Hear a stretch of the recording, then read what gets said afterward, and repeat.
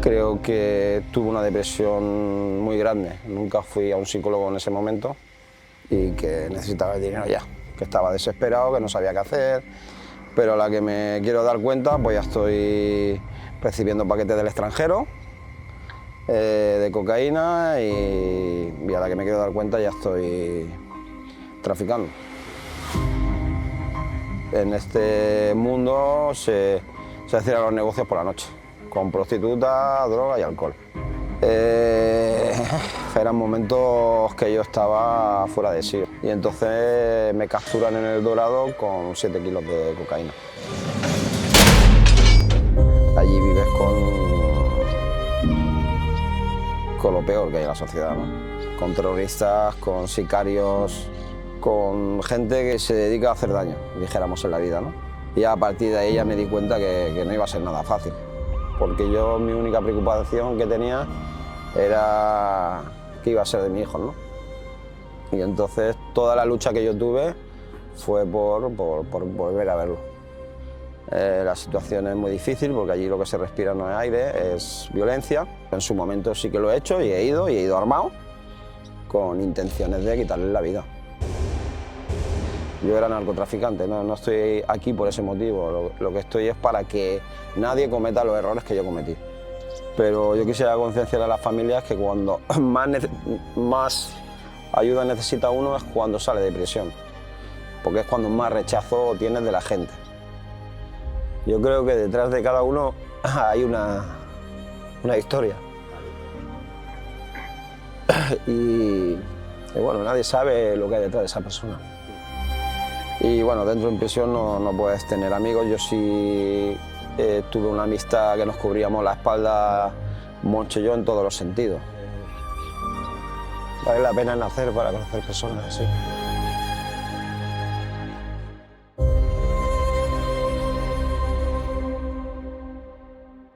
En Engrama Psicología hacemos todo lo posible para luchar contra la mala praxis en el sector. Por ello, ofrecemos una terapia basada en evidencia científica, de forma rigurosa e individualizada para cada consultante. Puedes mandarnos un WhatsApp al +34 641 040 262. Estaremos encantados de atenderte. En un primer lugar, lo que quiero es agradeceros, ¿no?, que me deis esta oportunidad para poder contar parte de mi historia y que llegue a las personas que en estos momentos no están pasándolo por un buen momento y quizás pues tengan o les pase por la cabeza cometer el error que yo cometí, ¿no?, en un primer momento. Y yendo a la pregunta, creo que la palabra que define que me llevó a hacer todo esto fue la desesperación. La desesperación porque yo tenía un restaurante y ese restaurante me había avalado mi madre con su piso. Y bueno, fue cuando la crisis inmobiliaria de entre el 2008 y el 2010. Y bueno, no solamente la crisis, porque yo también cometí bastante error en esos años y perdí el negocio y al mismo tiempo pues, los bancos me apretaban muchísimo para hacer un pago de 180.000 euros que no tenía. Y bueno, yo soy una persona con carácter, soy una persona que estaba acostumbrado siempre a ir bien por la vida, con dinero, nunca he tenido deudas y todo la verdad me quedó muy grande.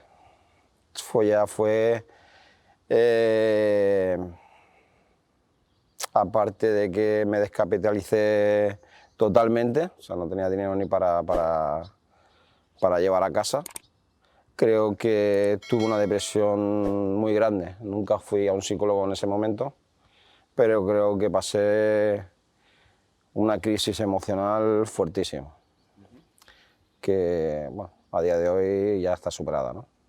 Y entonces tú en esos momentos estabas con el restaurante y ¿cómo fue un poco la historia? Eso es lo que queremos poner en contexto para la gente que no te conozca, pues sepa todo esto un poquillo más, de cómo fueron todos esos primeros pasos para empezar de regentar un restaurante hasta acabar en una de las cárceles más peligrosas del mundo, si no la más peligrosa. Sí, casualmente me entero que fallece el padre de un amigo mío de la infancia, que hacía muchísimos años que no nos veíamos. Entonces pues yo voy al entierro diciéndome él, yo sabría que hoy te vería. Y yo le dije que pues, me ves de casualidad, porque me he enterado como prácticamente de rebote y a última hora. Le dije, mira, tengo un restaurante, pásate por el restaurante esta noche si tienes tiempo y tienes ganas, indudablemente. Y bueno, cenamos juntos y nos ponemos un poco al día. Sí, así fue. Vino al restaurante, estuvimos hablando y él me notaba raro, como no me veía normal como yo siempre había sido, ¿no? Y entonces, bueno, me lo dice y le explico el problema que tengo y que necesitaba el dinero ya, que estaba desesperado, que no sabía qué hacer, que había ido a los bancos para renegociar el dinero, que todo me daban la espalda. Y bueno, yo le pregunto que cómo se ganaba la vida él. Y entonces él me dice que está trabajando con un narcotraficante español que trabaja con Bolivia y que, bueno, que se encargaba de hacer unos trabajos en los cuales pues, iba tirando y se ganaba la vida bastante bien. Entonces nada más que me dice eso, a mí se me abren los ojos porque no tenía, hasta el momento no había encontrado otra salida, ¿no? Y entonces, bueno, le digo que en un principio pues que me lo presente. Me dice, Pedro, ¿tú cómo sabes pelear? Y yo creo que por tu perfil, creo que te puede decir que sí. Bueno, pues realmente me pone en contacto con él. En un principio le parece buena idea, pero a la que me quiero dar cuenta, pues ya estoy recibiendo paquetes del extranjero de cocaína y a la que me quiero dar cuenta ya estoy traficando. Después de este capítulo lo cerramos y empiezo a recibir paquetes yo mismo del extranjero. Y bueno, esos son, te llegan unos pocos, caen, después tienes que montar otro sistema, bueno, cómo funciona el narcotráfico en sí, ¿no? Y bueno, poco a poco me voy metiendo más dentro de lo que es esta organización y bueno, llega un momento en el cual sí es cierto que voy ganando dinero, pero para ir subiendo te tienes que gastar mucho dinero, vives la noche, eso quiere decir que es como, por ejemplo, lo que suelen hacer los que venden pisos, ¿no? Van a un restaurante y allí cierran los negocios prácticamente. Lo digo como soy camarero y lo he visto delante de mis ojos, ¿no? Pues en este mundo se cierran los negocios por la noche, con prostitutas, droga y alcohol. Eran momentos que yo estaba fuera de sí, o sea, son cosas que no haría yo en estos momentos, ¿no? Pero sí que para ir subiendo ganabas dinero, pero tenías que ganar dinero. Mi objetivo final eran 180.000 euros, no 6.000 euros ni 7.000 euros. Pues yo con eso no iba a ningún sitio. Llega un momento en el cual pues, puedo juntar ese dinero para comprar unos kilos en Colombia y traerlos para España. Y entonces me capturan en El Dorado con 7 kilos de cocaína. Allí primero me pasan a unos calabozos que allí se llama Uri, que bueno, ya empecé a tener problemas allí. Allí vives con lo peor que hay en la sociedad, ¿no? Con terroristas, con sicarios, con narcotraficantes de peso, con gente que se dedica a hacer daño, dijéramos, en la vida, ¿no? Y a partir de ahí ya me di cuenta que no iba a ser nada fácil.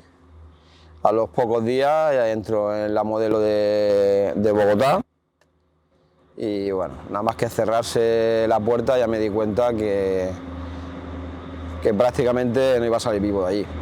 Entonces, una cosa tuve muy clara desde el principio. que si yo perdía la vida sería con dignidad. O sea, que si pusiera delante mío tendría que tirar para adelante más que yo para quitarme la vida, ¿no? Pero ya no por mí o por miedo a perder la vida, que nunca pensé en eso, sino porque yo mi única preocupación que tenía era qué iba a ser de mi hijo, ¿no? Y entonces toda la lucha que yo tuve fue por volver a verlo. ¿Cuánto tiempo tuviste de condena en un inicio? Eran de 17 a 23 años, pero tener en cuenta que el juicio que yo tuve no es como los juicios que hay aquí en España. Había dos del ejército en la puerta por la parte de fuera, 2 de la Policía Nacional por la parte de dentro, había 2 de la policía, si no recuerdo mal, al lado del fiscal y del juez, y detrás mío había 5 o 6 del INPEC, que es el cuerpo de custodia de Colombia. O sea, tú imagínate, siendo español, y te ves allí rodeado de todo eso, te están metiendo una condena que no tienes, no puedes hablar hasta que te preguntan, y estábamos con el abogado y yo le escribía en todo momento porque veía que me querían meter organización, fabricación, porte, bueno, todos los delitos posibles para que estuviera allí toda la vida. Y entonces pues yo le ponía que soy una mula, que soy una mula, que soy una mula. Cuando, bueno, realmente yo estaba buscando otra historia, ¿no? Y bueno, por suerte no pudieron demostrar que había estado nada más que 10 días allí, aunque sí que había estado varias veces en Colombia, pero no lo había hecho directamente de Colombia, sino desde Venezuela.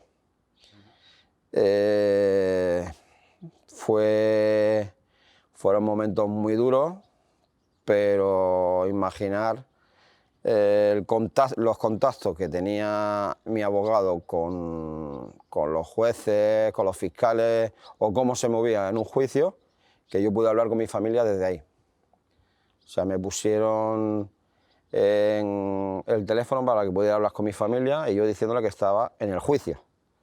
Luego entiendes que todo eso lo hacen para intimidarte y para sacarte el dinero. Eso, bueno, hay que vivirlo y entenderlo. En un primer momento no entiendes nada porque todo es de locura. Pero ya luego, conforme pasa el tiempo y puedes seguir analizando las cosas, pues realmente te das cuenta que ese abogado que me cayó estaba vinculado al DAS, que era el Departamento Administrativo de Seguridad del Estado, que era el departamento más corrupto del mundo, que era el que se dedicaba a hacer limpieza social. Ahora ya no existe, ya ese departamento no existe a través de todas las denuncias y críticas que ha tenido. Y bueno, una vez que estoy allí dentro, la situación es muy difícil porque allí lo que se respira no es aire, es violencia. Y bueno, una cosa que me sacaba de quicio, yo estoy de acuerdo que cometí un delito y como delito tuve que pagarlo y soy consciente de que fui culpable, aunque no me siento ni orgulloso ni en ningún momento estoy aquí para decir, no, es que yo era narcotraficante, no estoy aquí por ese motivo, lo que estoy es para que nadie cometa los errores que yo cometí. Eso lo quiero dejar bien claro. Y realmente cometes un delito y estás privado de la libertad, ¿no? Te privan de la libertad. Pero lo que nunca te tienen que privar de la dignidad, pero ni en una cárcel ni en ningún sitio. Y a mí que me privaran de la dignidad, con eso no podía. Por eso decido escribir un libro que he titulado Desde el infierno, que no es mi historia. O sea, hago una crítica muy fuerte al gobierno colombiano y al de Estados Unidos, vinculándolo todo a las altas esferas del narcotráfico. Y, por ejemplo, ¿cómo era la cárcel donde tú estuviste desde dentro? O sea, ¿cómo eran los patios, la celda? ¿Podrías describirnos un poco para entenderlo? Primeramente, y aunque parezca bastante raro, las únicas puertas que se cerraban eran unos pasillos y se cerraban con candados. O sea, imaginaros lo que estoy diciendo. La cárcel está que se cae abajo por aquello en el 2010, si no tenía 100 años, tenía cerca de 100 años. Allí no invierten nada. No invierten nada, solamente le lavan la cara cuando viene una televisión o cuando viene derechos humanos nacionales o internacionales o cuando viene alguna figura que a ellos les interesa, pues le dan un lavado de cara y parece otra cosa. Pero bueno, es una cárcel tremenda, la alimentación es malísima. Yo estuve 3 meses sin comer porque es que era incapaz de comer lo que traían. Llegó un momento pues, que se me marcaban todos los huesos, tanto de aquí como de aquí abajo. Me quedé con 66 kilos. Ya veis el cuerpo que tengo, imaginaros con 66 kilos. ¿Pero qué era la comida? O sea, Vamos a eso. El arroz es blanco. Era blanco con manchas negras, eso son cucarachas. Entonces no me quedaba otra que quitar las cucarachas y comerme el arroz. Las patatas iban con gusanos. Tenías que quitar los gusanos y comerte las patatas. Hacían unos caldos allí que, bueno, yo nunca los probé. Que es que eso era incomible. Era incomible. De hecho, cuando hicieron el programa de encarcelados, que salió La cárcel, la modelo, estaba yo allí y el periodista que vino comió la comida. Y bueno, se quedó alucinado de cómo se podía comer tan mal. La carne eran 20 gramos diarios. Decían que era carne de caballo. A mí me extraña que haya tantos caballos en Colombia como para dar de comer a tantos presos. Yo esa comida no sé, esa carne no sé ni de lo que era. Lo que sí que era durísima y no te la podías ni comer. Y referente a la comida, pues bueno, eso. Y después otra cosa que era primordial, que es la sanidad. Bueno, en una etapa del tiempo que yo estuve, o sea, no había sanidad, puesto que el propio establecimiento había robado todo el dinero de la sanidad. Entonces allí la gente se ponía enferma y no había sanidad. Pero no los que se ponían enfermos, que ya había gente enferma. Yo he visto cómo la gente ha perdido las piernas, cómo han perdido los dedos, cómo han cogido unas infecciones fuertísimas. Un simple dolor de muela allí, bueno, eso te vuelve loco. Un simple dolor de muela ya duele, ¿no? Aquí tomando medicamentos y tomando, pues imaginar sin tomar nada, una infección fuertísima. O sea, hay momentos desesperantes dentro de prisión que no puedes hacer absolutamente nada. mencionabas el tema de la dignidad, también en otras entrevistas has hablado mucho de cómo hay que ganarse el respeto dentro de la cárcel. Y quería hablar de ese tipo de cuestiones, de también una cosa que nombras, que es el pedir pista, que lo has mencionado en algunas entrevistas. Creo que es algo que la gente seguramente no se haga una idea de lo que Bueno, supone. yo a través de... Yo ya tengo 54 años y bueno, yo a través de todo este tiempo, ¿no?, en el que llevo en este mundo, me he dado cuenta que lo único que tenemos es palabra, porque todos los bienes son materiales y allí sí que es difícil el día a día. El día a día, si quieres comer, es con palabras. Si quieres comer, si quieres beber, es con palabras. Si quieres respirar, es con palabras. Si tú incumples tu palabra, estás muerto. Entonces, de cierta manera, en la calle es lo mismo, ¿no? Si alguien no cree en tu palabra, pues también se te cierran todas las puertas, ¿no? O sea, es diferente escena, pero prácticamente es lo mismo. Allí, cuando tú recibes el trato que recibes, lo único que realmente valora es tu dignidad, pero la dignidad que tú te das, ¿vale? Y el respeto que tú te ganas. Sí que hubieron muchos momentos críticos en los que me podía haber jugado la vida, pero realmente creo que que si no hubiese pasado por ahí, pues no hubiese sido nunca respetado, ¿no? Los primeros 6 meses fueron durísimos, de muchas peleas, de mucha violencia, pero realmente después de los 6 primeros meses, pues bueno, baja esa intensidad de violencia, aunque sí que sigue existiendo de vez en cuando, pero realmente le damos valor al respeto, Entonces estábamos jugando una partida de cartas, Moncho, yo y otra persona. Y bueno, y allí, pero no nos jugábamos dinero ni nada, simplemente era para echar el rato y entonces hacíamos trampas, para reírnos, para pasar el rato allí, porque ¿qué haces todo el día allí?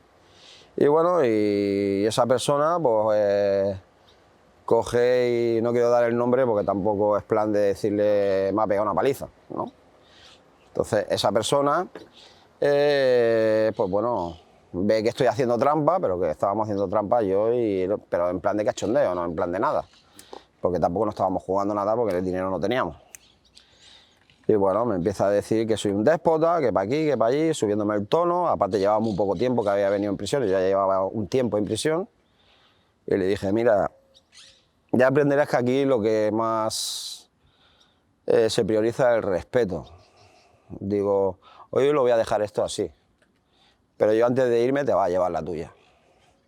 Yo antes de irme te va a ir la tuya. Te respeto por Moncho, que era un compañero, una excelente persona, que he perdido el contacto con él, pero en cualquier momento iré a Valencia a ver si lo puedo localizar por los teléfonos, se han perdido, ha pasado mucho tiempo, y intentaré ir a localizarlo.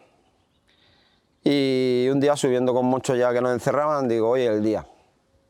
Y entonces pedir pistas es una pelea a muerte. Una pelea a muerte o una pelea hasta donde quieren los que mandan en el patio. Y bueno, yo hablé con el Pluma, que era el que mandaba en el patio, y le dije que quería pistas. Dice, si es con ese hijo de puta tienes pistas y aparte te cubrimos la espalda. Cubrir la espalda quería decir que le tenías que pagar a los guardias del pabellón y a la policía judicial, que era la policía, dijéramos, que están para hacer las denuncias dentro de la cárcel. O sea, como si fueran los policías de la calle, por decirlo de alguna manera, ¿no? Eso ya cuando te encierran, solo te abren en un pasillo a las 2 personas, ¿no? que dijéramos que van a hacer la pista. Bueno, él se ve que se lo huele y baja para abajo para donde estaba la guardia y se mete dentro del garito donde estaban los guardias. Entonces yo al no verlo arriba, lo primero que pienso es que estaba ahí y no me equivoqué. Entonces me meto dentro de ese garito y empiezo a golpearlo hasta que ya llega un momento que me cogen los gorilas que mandaban en la cárcel y me dicen, Pedro, estás loco, te queda un mes para salir en libertad. Y bueno, el trabajo que les costaron cogerme. Y yo es que es eso lo único que tienes. Si tú no te sientes digno, es como si estuvieras muerto allí. Y bueno, pues se quedó todo bien claro y bueno, pues fue una cosa que tenía pendiente y que si yo hubiese salido de esa prisión sin solventar ese problema, pues nunca me hubiese sentido bien.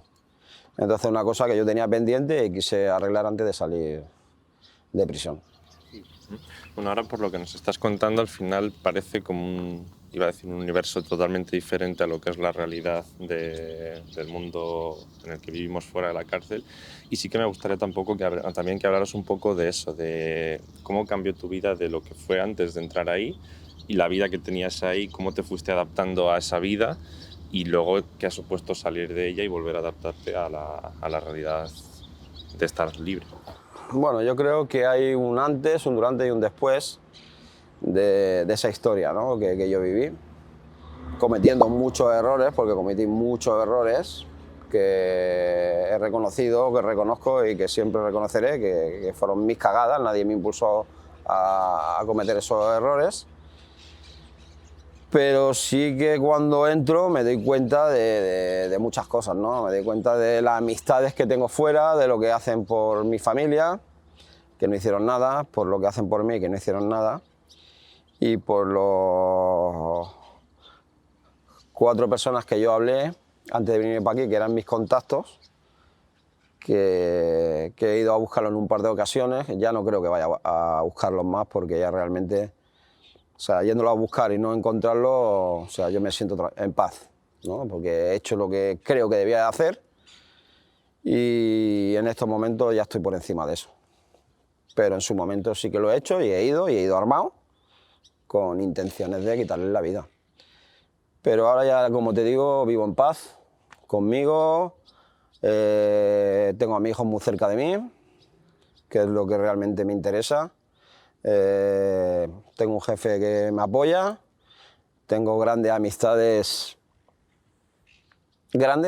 pero pocas, ¿no? De hecho, tengo José Antonio Tapias, que es un hermano para mí. Tengo Teodoro Rubio, que es una persona impresionante. Y tengo Pepo, que es un hermano pequeño mío. Además, hay alguno que otro también que podría mencionar, pero tampoco voy a estar dando nombres que no vienen al caso, ¿no? Sí que me doy cuenta cuando salgo, pero estando en prisión yo no tuve ninguna ayuda de nada, ni de nadie, nada más que de mi familia.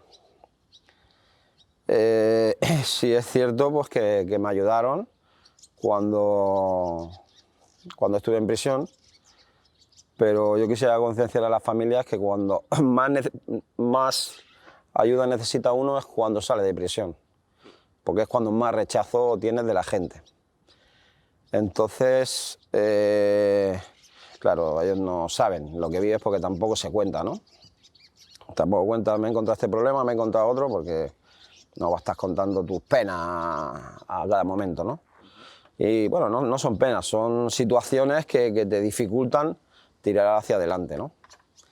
Es cierto que bueno, inconscientemente pues te hacen daño porque no desconocen la situación, porque son una familia, mi familia es una familia trabajadora, entonces desconocen estos temas. Yo, por ejemplo, si por desgracia tuviera un familiar que entrara en prisión, pues seguramente tendría un comportamiento diferente, ¿no? Pero porque yo lo he vivido, indudablemente. Muchas personas que se llenaron la boca conmigo cuando obtenían beneficios, cuando obtenían droga o cuando se movían conmigo, eso es que lo he apartado de mi vida por completo. O sea, no quiero saber nada absolutamente de ellos. Y de hecho, pues también he conocido gente que he creído que valían la pena y también me han decepcionado, ¿no? Es complejo, sobre todo cuando sales. Y bueno, dentro de prisión no puedes tener amigos. Yo sí tuve una amistad que nos cubríamos la espalda, Moncho y yo, en todos los sentidos. Si a él le faltaba y yo tenía, era de él. Si a mí me faltaba y él tenía, era mío. Hicimos una gran amistad que indudablemente eso durará de por vida. Pero allí dentro hablamos ahora de familiares, de amigos y demás. ¿Qué contacto real tenías con tus familiares? Bueno, hay varias facetas en las cuales se vive allí dentro referente, estamos hablando de extranjeros, porque los colombianos nunca pierden el contacto. Al principio, cuando yo llego, puedo escribir cartas. Allí cambian de director continuamente, prácticamente, porque lo roban todo y entonces tienen que ir cambiando de directores. Y llega un momento que entra otro director nuevo y dice que las cartas para el extranjero, nada. Si, por ejemplo, en las noticias salía algo de la modelo de Colombia o se enteraban que en el extranjero algún español había hecho alguna denuncia o alguna cosa y salía algo en las televisiones, automáticamente los teléfonos los cortaban. Había teléfonos móviles dentro de prisión, los cuales los tenían los que realmente tenían dinero, y si tú querías llamar de esos teléfonos, pues te costaba un dinero elevado. Pero bueno, también tenían unas antenas que cuando ellos querían iban esos teléfonos y cuando no iban. Entonces hay momentos en los cuales no tienes comunicación. Y es difícil. Es difícil cuando tienes hijos no tener comunicación. Y allí totalmente aislado y con esas condiciones, ¿cómo era tu estado emocional día a día? Bueno, cuando estoy perdiendo tanto peso, no valoraba, o sea, me daba igual vivir que morir. Pero cuando realmente me doy cuenta que puedo morir, es cuando empiezo a darle importancia a que no voy a volver a ver a mis hijos, que me tengo que poner bien, que me tengo que comer la comida esa que nos dan, sea como sea, que tengo que hacer deporte, que tengo que jugar a fútbol, que tengo que tirar hacia adelante, que me es imposible, que si sigo así, yo me daba cuenta que si seguía X tiempo así, me hubiese muerto. Y entonces, pues nada, eso me lo veo en un espejo, todos los huesos, y digo, tengo que bajar y comer. Y a partir de ese día bajé, empecé a comer, y ya al poco tiempo ya empecé a correr un poco, después ya empecé a jugar a fútbol, y bueno, poco a poco fue recuperando, iba al gimnasio, y cuando salgo de prisión, pues salgo con 72, 73 kilos, que el peso real, quizá a lo mejor que yo tenía que tener, ¿no? Pero nunca me pasó por la cabeza tirar la toalla. Nunca me pasó por la cabeza tirar la toalla como había compañeros que hicieron, ¿no? Que eso no es que lo hagan porque son cobardes, eso lo hacen porque las mentes no todas las mentes están preparadas para aguantar la misma presión, ¿no? Y realmente es difícil. Y ese día, el día que ya por fin saliste, ¿tú sentiste más liberación, miedo, ilusión? El día que yo salgo en libertad salgo corriendo. Ese día salía yo con un italiano en libertad, salíamos solamente el italiano y yo. El italiano era ranchero, un ranchero cobraba, si no me equivoco, 1,5 millones al mes de sueldo. Cobraba 1,5 millones, que eran lo único que cobraban. Para entrar allí, por lo mismo le pedían 5 o 6 millones, pero después sí es verdad que cada mes cobraban 1,5 millones. Entonces, teóricamente, esa persona tenía dinero. Entonces, cuando los dos nos vamos en libertad, primero viene el director, porque había tenido muchos problemas con el director, porque me tenía que arreglar unos papeles para salir en libertad, y él no me los quería arreglar simplemente porque él era un coronel del ejército y bueno, vivían en antaño todavía, de cuando España le vendía cristales por oro, ¿vale? Y que no con eso quiero decir que todos los colombianos viven así. Estoy hablando de esa persona en concreto, porque he tenido críticas de que los colombianos no piensan, es que cuando yo hablo de esa persona en concreto, de un coronel del ejército de Colombia. No hablo de los colombianos. En los colombianos me he encontrado de todo, porque he vivido, dijéramos, el lado oscuro de Colombia. Pero he conocido personas excepcionales en Colombia, o sea, personas maravillosas. Yo no tengo nada en contra del país, no tengo nada en contra de Colombia, y ni mucho menos tengo nada en contra de cómo se vive en Colombia. Creo que es una situación muy difícil, que si estuviera aquí en España posiblemente viviríamos igual. Han estado con la guerrilla más antigua del mundo, que era la FARC, y era muy difícil vivir en Colombia. Sí que creo que, bueno, que lo han utilizado a todos los ciudadanos, y cuando se han querido dar cuenta ya estaba el país, o sea, en llamas.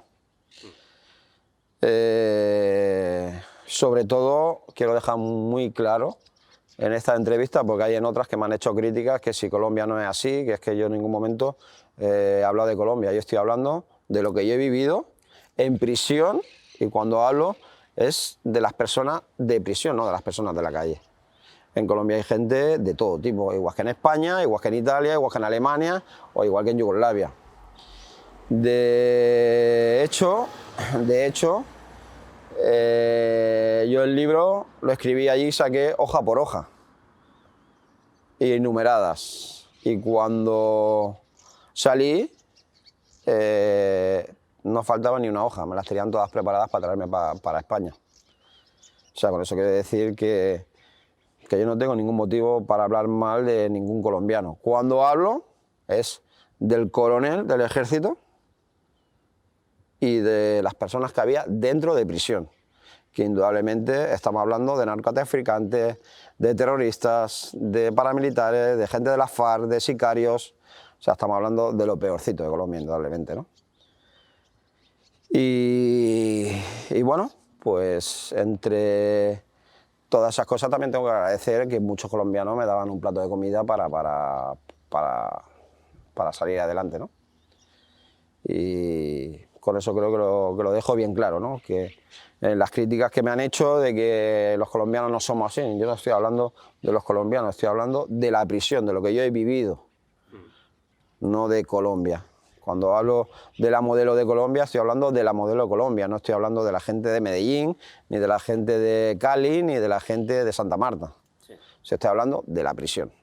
Antes de entrar a otros temas, me apetece profundizar un poco ahí. Ahora mismo estás visibilizándote en muchos sitios, te estás exponiendo en una entrevista, en otra, entonces evidentemente estás más sujeto a críticas, a comentarios de gente anónima en ese contexto.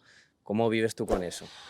Bueno, yo realmente sí que cuando empecé a esta andadura de hacer entrevistas y de explicar mi vida, era pues para poder aportar mi experiencia y poder ayudar a las personas que están en el microtráfico o en el narcotráfico para que se piensen bien que en cualquier momento pueden llegar donde yo llegué y que se lo piensen, o al menos que sepan los riesgos que hay y a dónde pueden acabar, ¿no? Pero es que hay gente que habla, aparte, la ignorancia no es mala, la ignorancia no es mala, pero es que hablan para hacer daño, hablan cosas que no van con la entrevista y sobre todo son horas de madrugada.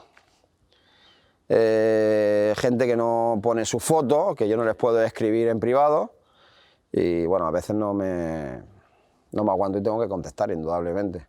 Porque hablan, insultan y bueno, yo si tengo que insultar a alguien le voy a insultar en la cara, no le voy a insultar en la espalda y menos sin mi foto. O si tengo un problema con alguien porque no estoy de acuerdo y le tengo que explicar algo, se lo voy a explicar con educación si es por los medios. Y si es fuera en la calle como quiera, no tengo ningún tipo de problema, ¿no? Pero hay mucha gente que se dedica a hacer el mal, ¿no? Y eso no solamente lo leo yo, lo lee mi familia, lo pueden leer mis hijos, los pueden leer. A mí me han aconsejado que no lea las críticas, ni las buenas ni las malas, que no lea ninguna. Pero es que indudablemente a mí me preocupan las cosas. Y si yo las cosas ahora las estoy haciendo bien y tú quieres hacer una crítica de cuando la hacía mal, yo te la acepto, pero con respeto. Sin respeto no acepto nada. O sea, para mí si no hay respeto no hay nada. Entonces las cosas son como tengan que ser, no me importa.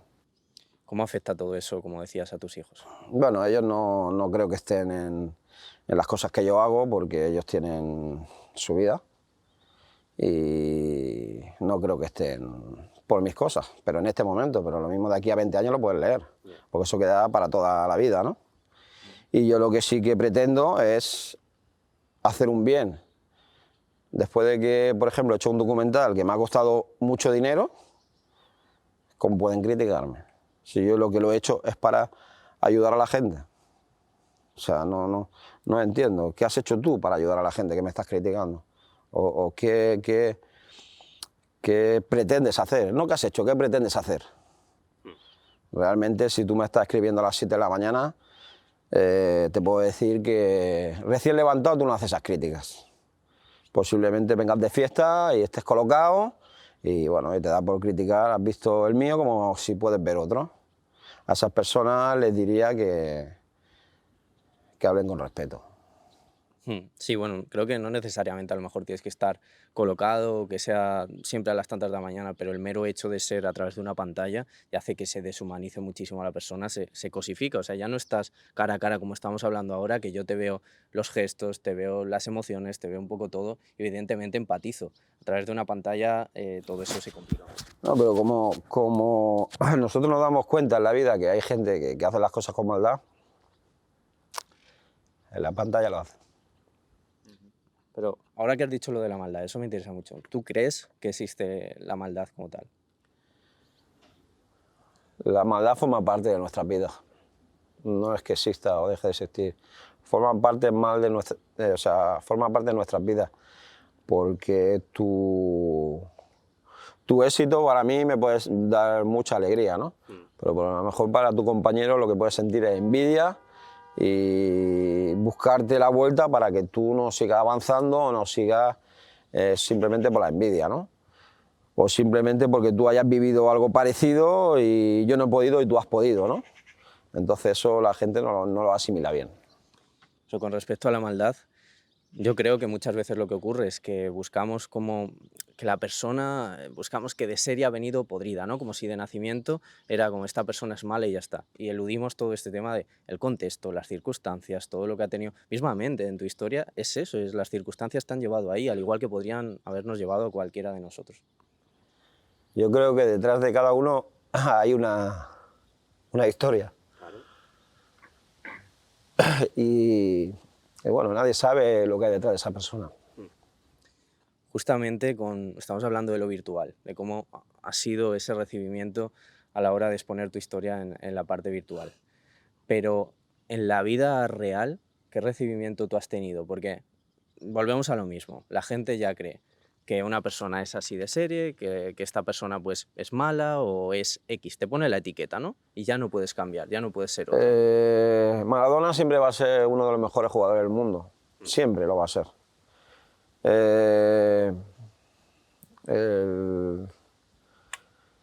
Un tenista Nadal siempre va a ser el mejor tenista de España.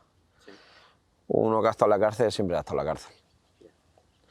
Entonces, al principio eso es como una marca, ¿no?, que lleva en la espalda, como una cruz. Y entonces la gente te rechaza.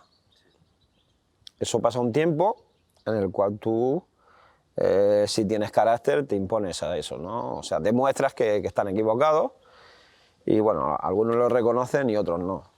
Pero realmente yo he tenido que poner muchas personas en su sitio. Es decir, tú lo que eres un sinvergüenza, hombre. Antes no parabas de llamarme al teléfono y cuando realmente he necesitado trabajo, sabiendo que tengo 2 hijos, me lo has rechazado. Tú eres un sinvergüenza. ¿Qué crees que hay detrás de Personas que me han vuelto a llamar cuando he estado bien. Indudablemente ya sabes cuál ha sido mi contestación. ¿Pero qué crees que lleva a las personas a rechazar y poner esa marca y ya es miedo a que los asocien con alguien que estamos etiquetando? No. Yo no creo que sea aquello. No, ellos piensan. Yo trabajo en un restaurante y en un restaurante se toca mucho o poco dinero, dependiendo cómo trabaje el restaurante. Pero por suerte o desgracia ya hace muchos años que sigo de encargado tocando las cajas y sin ningún tipo de problema. Aunque siempre en una caja de un restaurante siempre hay problemas, porque se marca muchas veces, se fichan muchas veces y siempre hay errores, ¿no? Pero eso no quiere decir que haya un descuadre en una caja, no quiere decir que se haya robado un dinero. Una cosa es un descuadre y otra cosa es que se robe el dinero, ¿no? Y bueno, en cuanto a eso, pues lo tengo bastante superado en el aspecto de que bueno, pues que me dan el poder y las llaves de los negocios, ¿no? Eso es porque bueno, ya todo el mundo está viendo el trabajo que estoy haciendo y bueno, y mi actitud, ¿no? Pero costó, hasta que llegó ese primer día que dijeron, toma Pedro, como siempre había tenido la llave de todos los restaurantes, costó. ¿Cuál es tu opinión sobre las cárceles? ¿Crees que realmente sirven para rehabilitar, reinsertar, lograr que la persona cambie quien tenga que cambiar? El otro día estaba hablando con un amigo que había estado varios años en prisión, en el tiempo que yo estuve fuera, y estábamos, porque no lo vi bastante bien. Entonces le comenté, pero ¿cómo puede ser que estés así, tío? Fíjate yo de dónde he salido y cómo estoy. Tío, tienes que tomarte las cosas de otra manera. De hecho, hemos quedado para hablar mañana. Y habíamos quedado para hoy, porque no me había acordado que teníamos la entrevista y lo hemos pasado a mañana. Y estuvimos hablando de lo de la reinserción. Es que cuando sales de la cárcel no tienes ningún tipo de ayuda. sea, no sé, yo si una persona sale de la cárcel y queremos reinsertar a los presos, lo que hay que facilitar es las cosas. Sí, sí. ¿Vale? No todos los que hay en la cárcel son delincuentes. No todos los que hay en la cárcel son delincuentes. Hay más delincuentes fuera que en la cárcel, te lo aseguro. Sí, sí, sí. Hay que ayudar a esas personas. Estamos ayudando a todos los inmigrantes que vienen y, sin embargo, a las personas que realmente son del país y que necesitan ayuda de verdad, se les está negando, cuando realmente yo creo que la reinserción quiere existir en España. O en las cárceles trabajan para la reinserción. Y yo no digo ni que lo hagan bien o lo hagan mal dentro de la cárcel, porque no he estado en ninguna cárcel española. No puedo opinar. Pero lo que sí que estoy totalmente seguro que lo hacen cuando salen mal. ¿Qué haces cuando sales de la cárcel? ¿Dónde vas? ¿Qué trabajo tienes? ¿Qué aspiraciones tienes? Sí, sí. Si tú, por ejemplo, has trabajado de carpintero, mira si hay carpintería en España. ¿Tú quieres decir que el gobierno no puede buscar un trabajo en cualquier, aunque lo pague el gobierno? No, es que no me hace falta nadie, no, es que da igual, yo te traigo uno, lo pago yo, por ejemplo. Sí. Y yo creo que la reinserción no es solamente estar en prisión. La reinserción es cuando sales, darte esas facilidades de poder ser una persona normal. Para mí eso es la reinserción. Yo ahora que estás hablando de este tema de la reinserción, de darte facilidades de trabajo, sí que me gustaría hacer un poco una reflexión más profunda a nivel vital, de decir, podría ser como una especie de volver a nacer, volver a vivir en una vida nueva y decidir, puedo cambiar. No sé si tú has tenido esa sensación al salir de decir, vale, Bueno, ¿cómo quiero que sea mi vida ahora? eso lo piensas cuando estás en prisión. O sea, yo creo que la persona que quiere cambiar su vida, todo el mundo dice, no, es que yo cuando salga voy a empezar de cero. Tú tienes que empezar de cero dentro de la cárcel. Si yo no hubiese dejado de consumir en la cárcel, estaría perdido hoy en día. Si tu cabeza, cuando sales de prisión, no la tienes preparada para las cosas básicas, ya no digo para hacer una carrera, ¿no? Porque eso es imposible. De hecho, cuando yo salí, considero que salí bastante bien. Y el primer trabajo que tuve, cuando me ponía en una pantalla para marcar las comandas de las mesas, o sea, se me bloqueaba, me quedaba bloqueado. No podía ni marcar una tecla. Claro, eso lo explica, te ve un jefe hacer eso y dice, este tío no sabe ni dónde tiene la cara. Y no, es que hacía una semana que había salido de prisión. Y no de cualquier prisión.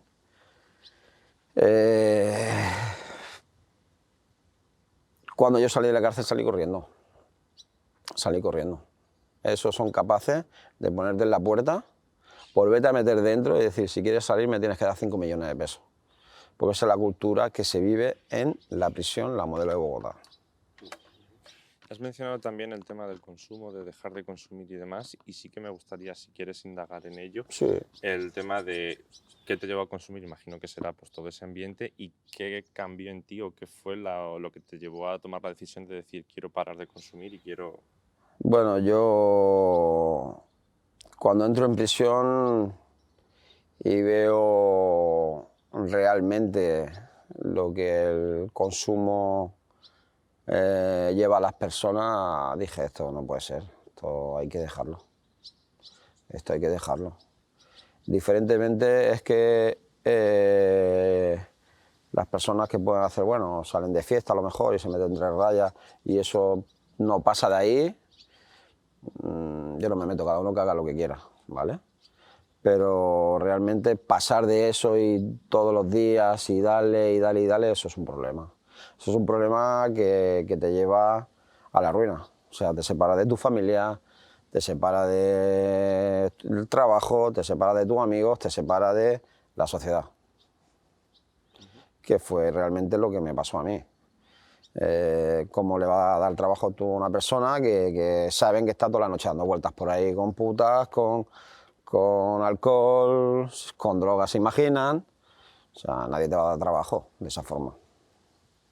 Y sin embargo, siendo la misma persona ante ahora, sí tengo trabajo.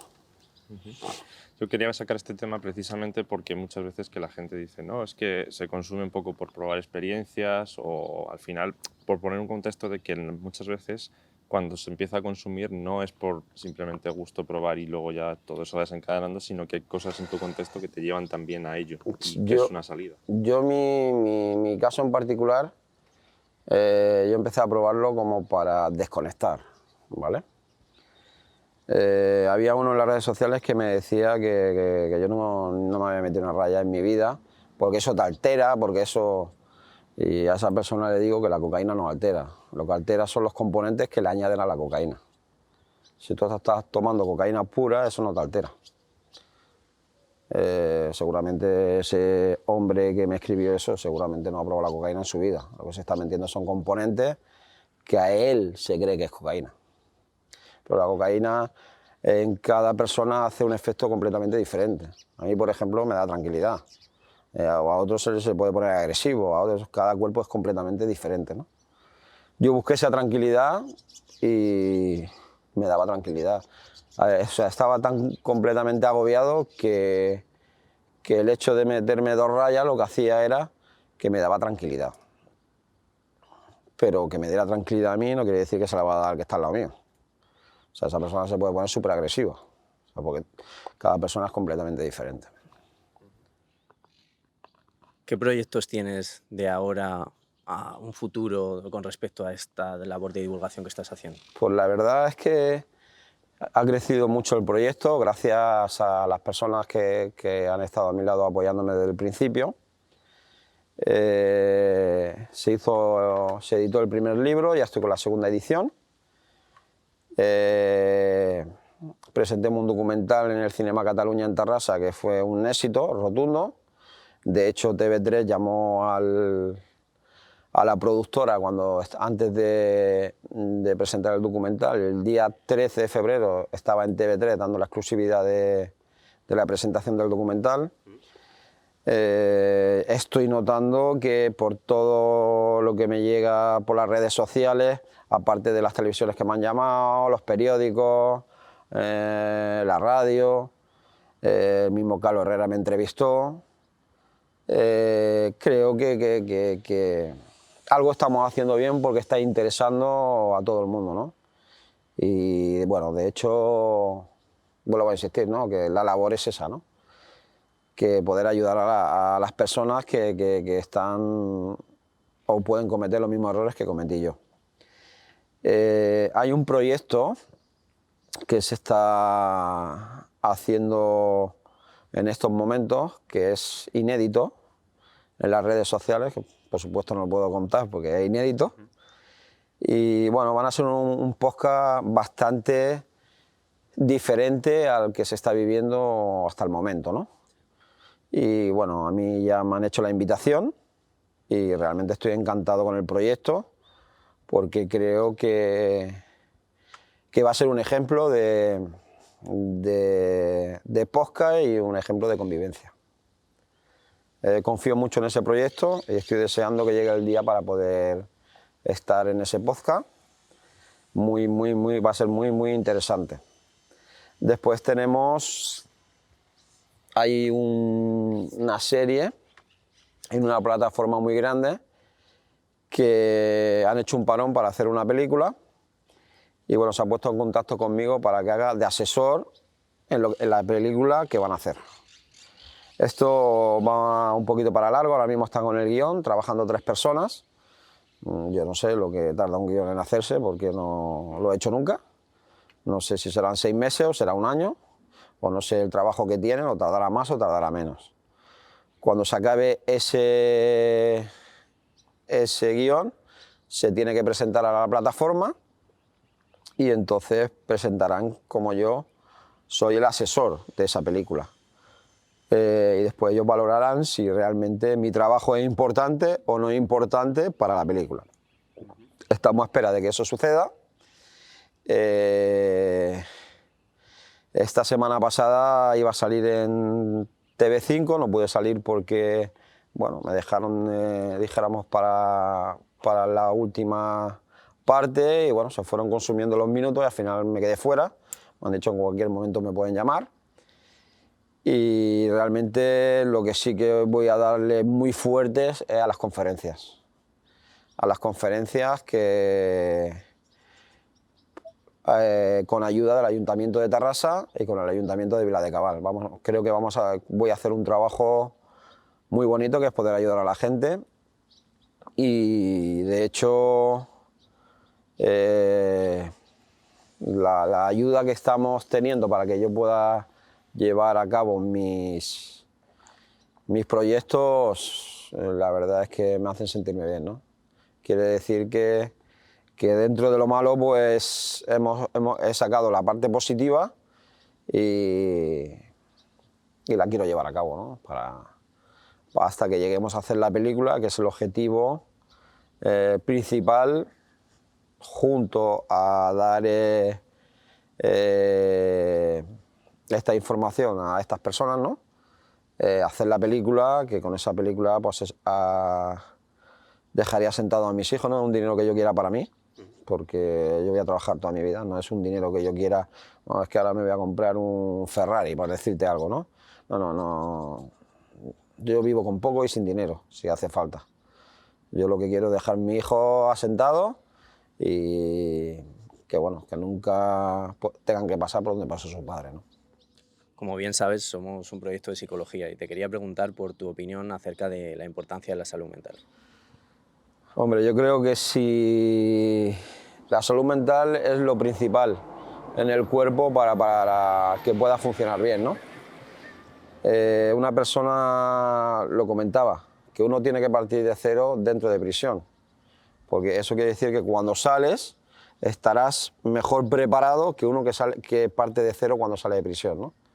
E indudablemente ahora estoy mucho mejor que cuando salí de prisión, lógicamente, ¿no?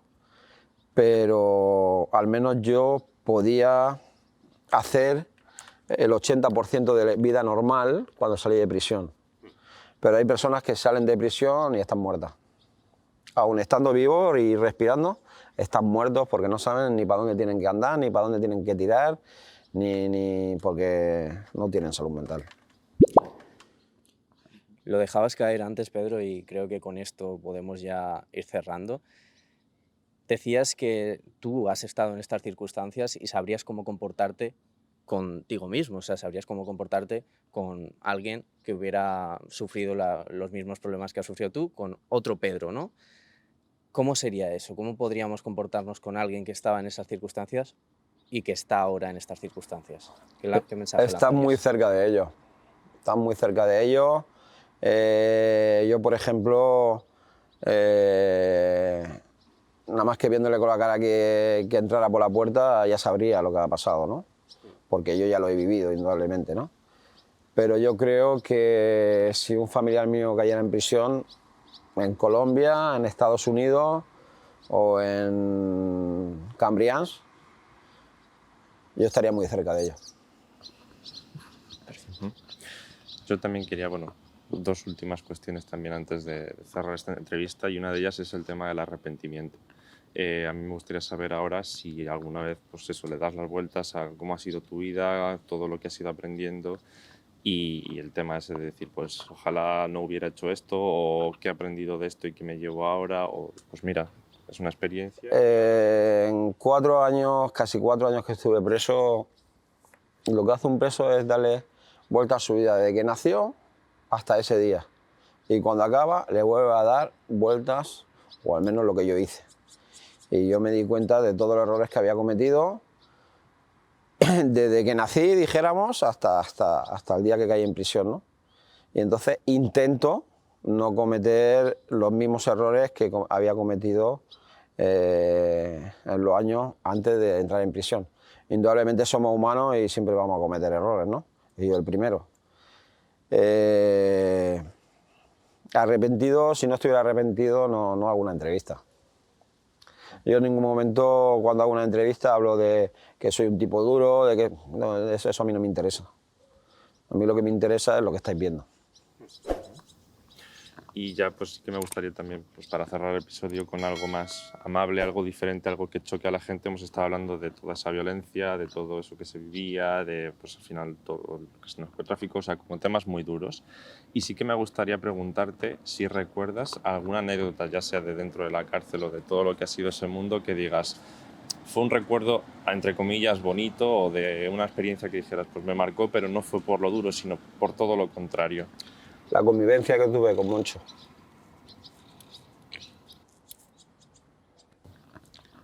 Porque vale la pena nacer para conocer personas así. Bueno, pues con esto queremos agradecerte que nos hayas dado este espacio de entrevista. Hemos pasado un rato muy agradable contigo, un momento muy emotivo y de verdad, gracias por haberlo compartido con nosotros. Hemos aprendido un montón y de verdad que te lo agradecemos. Gracias a vosotros. Muchas gracias, Pedro. A vosotros. Cabrón. Lo siento. Ha sido el momento... Bueno, ¿cómo lo veis? Bien, ¿no? Sí, ha sido un momento difícil, pero... Gracias por ver este vídeo, os dejamos por aquí un enlace a nuestra última formación y por aquí algunos vídeos que os pueden resultar de interés. Si estáis buscando ayuda psicológica, también podéis mirar en la descripción del vídeo donde encontraréis nuestra web y podréis solicitar asistencia terapéutica de un profesional confiable y que os ofrecerá ayuda psicológica basada en evidencia científica.